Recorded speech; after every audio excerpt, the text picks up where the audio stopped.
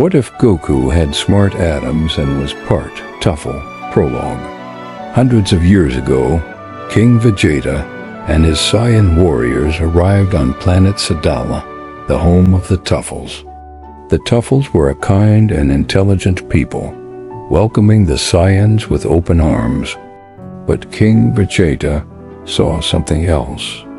He was captivated by the beauty of the Tuffle Queen, and, driven by greed and conquest, he turned on his generous hosts. The Saiyans launched a brutal surprise attack, wiping out nearly the entire Tuffle race, all except for the Queen.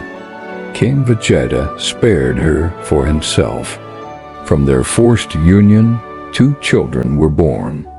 The first was a boy, but King Vegeta refused to even give him a name. He simply called him Offspring. Eventually, the child would earn a cruel nickname, Baby. The second child was a girl named Jine. Jine would grow up under the shadow of her father's cruelty. But she was different. She was gentle, peaceful, and one day she would fall in love. Her heart belonged to Bardock, a fierce warrior and second only to King Vegeta in strength. He had been assigned to Jine as her personal guard, but over time, that bond became something more. Eventually, they would start a family leading to the birth of 2 sons, Raditz and Kakarot. But not everyone accepted Jine's softness. Around the time Raditz was conceived, Jine was stripped of her royal title, branded too weak to carry the Saiyan name with pride. By the time Kakarot was born, Jine had already stepped away from the battlefield entirely. She embraced a quiet life as a cook, far from the chaos of war. When Kakarot was born, his power level was shockingly low, just 2. Most Saiyans thought he was worthless. It was recommended he be sent off-world to a weak planet, where he might toughen up or die trying. But Jine refused. She chose to raise him herself alongside Bardock. Kakarot spent the next 12 years training with his father and learning kindness from his mother. Raditz, on the other hand, was almost never around assigned to the elite squad that served Prince Vegeta. He loved war and avoided home. When Kakarot turned 13, Saiyan tradition demanded he face his first mission, a rite of passage. He was to leave home and become a warrior. Jine and Bardock stood by as their youngest son prepared to leave for the first time. Despite years of training, Kakarot's power level was only 530, a small number compared to Raditz or even the rogue Saiyan Turtles. Jine was worried. She feared war would twist her son's gentle heart. With the Frieza Force growing more aggressive across the galaxy, she knew what could happen if Kakarot was corrupted.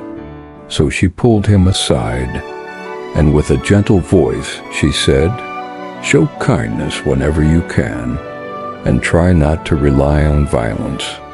Take your time, learn, enjoy your journey." Bardock's advice was far more direct. Give him hell. And just like that, their son was off. No spaceship, no supplies, just a scouter, his armor, and a mission. Kakarot's task: subjugate planet Earth. Determine whether its people were strong enough to be ruled, or if they could help rebuild the dying Saiyan race.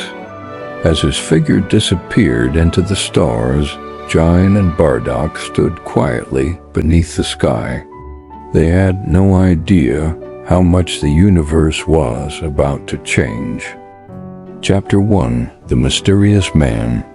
Time passed and Kakarot finally arrived at his destination, a small blue planet named Terra. The moment he landed, he noticed something odd. The gravity here was incredibly light, and the air was fresh and easy to breathe. It felt comfortable. He tapped his scouter and began scanning for high power levels. Nothing impressive at first. A few life forms hovered above a power level of 100, but none came close to his own, 530. But then, beep! The scouter picked up something shocking, 1030. Kakarot's eyes widened. Impossible, he shouted.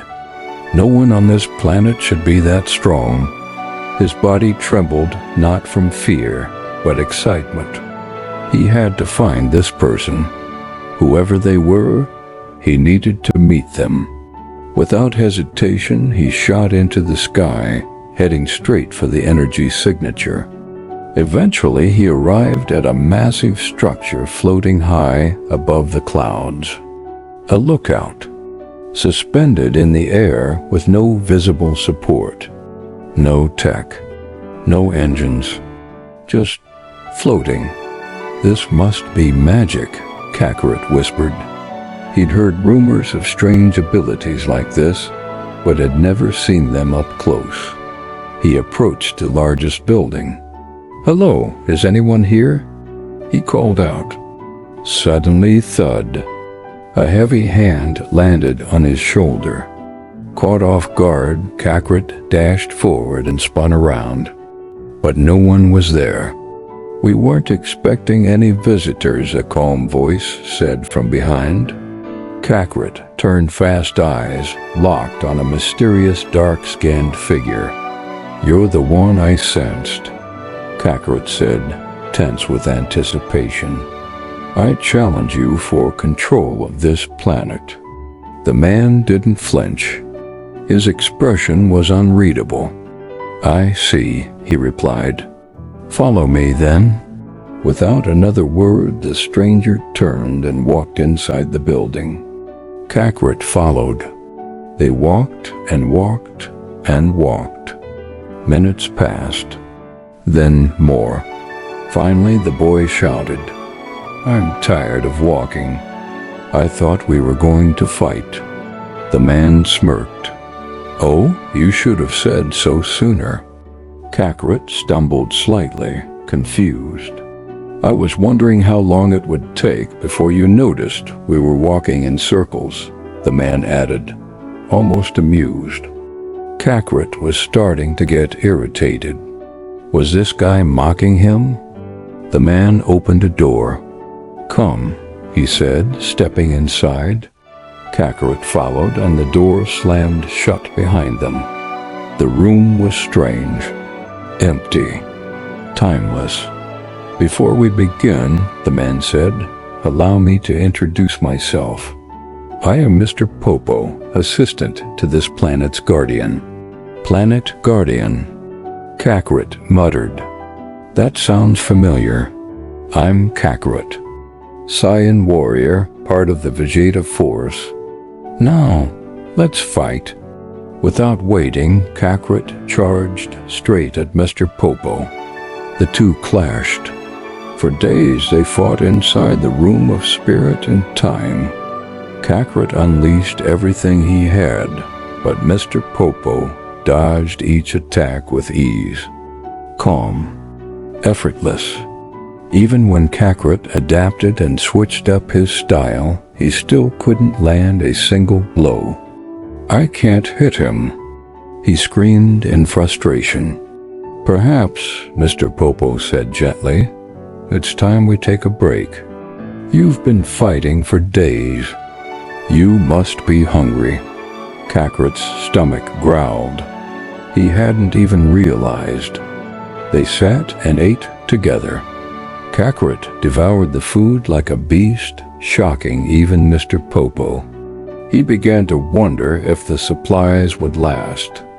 As they ate, Kakarot finally asked, "How did you dodge all my attacks?" "I used every trick I know." Mr. Popo smiled. "I simply read your intentions. It's part of an art called martial arts." "Martial arts?" Kakarot asked. "Yes. It's more than just fighting with strength. It's about control, discipline, mental focus. Many of this planet's greatest warriors weren't the strongest, but they overcame impossible odds with skill and spirit. Kakarot listened, intrigued, but skeptical. "I just need to keep fighting until I'm stronger than you," he replied confidently. "That's one way," Mr. Popo nodded. "But there is a faster way." Kakarot's eyes lit up. "I'm listening. It's a difficult path, dangerous, but it could make you stronger faster than any training." "I can handle it," Kakarot declared without hesitation. "Very well.